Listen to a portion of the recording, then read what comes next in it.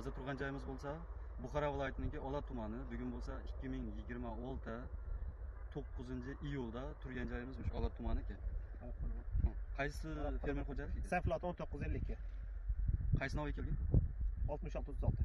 Qanchaga kelgan? 25-aprel. 25-aprel. Hozir paxtaning holati shunaqa holatda turyapti. Hammasi aniq ko'sak ko'targanda, mayda-mayda. Bu marta suv beramiz, o'g'it beramiz. Asl shaxlar. Nimalar? Asli yomon emas ekan paxtaniki. Nimasi? Paxta ekilgan polya ozgina sho'rlangan, ozroq qum solgan. Masalan, bu yer chonqamaganda, chonqaganini bildirmagan. U yerlarga qarasak, hammasi oq gul ochib ketganda. Qum. Shunday, qum solgan. U ichkari cho'qim ozgina sho'r bo'lishi mumkin. Yo'q, qum. U yer yo'q. O'smaga qoldi. Hozir mana hosil shaxini sanab ko'rsak, 1 ta, 2 ta, 3 ta, 4 ta, 5 ta, 6 ta, 7 ta, 8 ta, 9 ta, 10 ta, 11 ta. 11 ta oladi. Bundan har bittasini 2 tadan bu hosil ko'sagiga.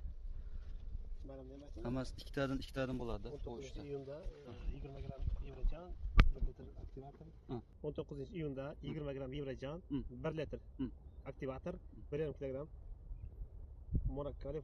monokalий fosfat. И 1 kilogram karbamid. Bachavina. Bu marta qancha o'qib berasiz aka bunga? 300 kilogram. 300 kilogram selitra. Silitrada. Ondan keyin Amiyasli. kislotalik borni, ondan keyin ammoniy fosfat. Shuni yana qo'shib qo'ydik.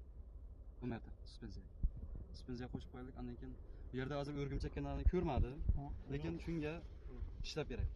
Oldini olish uchun. Xitoyda oldin olamiz. Masalan, oshara tushdan oldin olamiz, ondan keyin ko'p xil usulda kontrol qilamiz.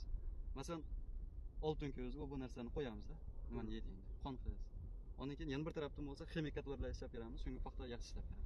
Hozir bunda hosili kam emas-da aka. Shu ko'saklarni katta qilib olsak, 11-12 tane. Shunday. Hammasini shunday katta qilib olsak, buning bo'yni balandligini taxminan 1 metr 10 atrofida qo'ysak, hech qanday mo'moq qilmaydi. Masalan, buni ko'rsak, yoni ko'p shaqlab ketmaydi-da bu. Shunday chiqaradi, bo'ldi, yetarli. Ixchomda, paxta bir xil ixchom oladi. Hali bunda yoniga shaq chiqarib ketdi. Yoniga shaq chiqarib ketgan bo'lsa, uningga bo'yni balandligini 80-90 qo'ysak bo'ladi. Bu shaqlab ketmaganlik sababidan bo'ynasini baland qo'yamiz. Chunki hosili gul turishi yaxshi bo'ladi. Kun o'tkazuvchanligi, qaychi barikda emas.